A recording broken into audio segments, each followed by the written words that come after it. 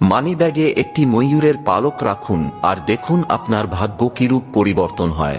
আর শুধু মানিব্যাগই নয়, ঘরে আরো অনেক স্থান রয়েছে যেখানে এটি খুবই কার্যকর। তাই কোথায় এবং কিভাবে এই ময়ূরের পালক রাখলে সর্বোচ্চ সুফল পাওয়া যায় সেটা আজ এই ভিডিওর মাধ্যমে জেনে নিন। নাম্বার 1, ময়ূরের পালককে দক্ষিণ দিকে আলমারির ভিতরে দাঁড় করিয়ে রাখলে ঘরে কখনো অর্থের সমস্যা হয় না। নাম্বার 2, বাচ্চাদের বইয়ে বা পড়াশোনা করার জায়গায় ময়ূরের পালক রাখলে স্মৃতিশক্তি বৃদ্ধি পায় এবং পড়াশোনায় আগ্রহ আসে। নাম্বার 3, ঘরের উত্তর পূর্ব দেওয়ালে ময়ূরের পালক রাখলে রাহু দোষ থেকে মুক্তি পাওয়া যায়।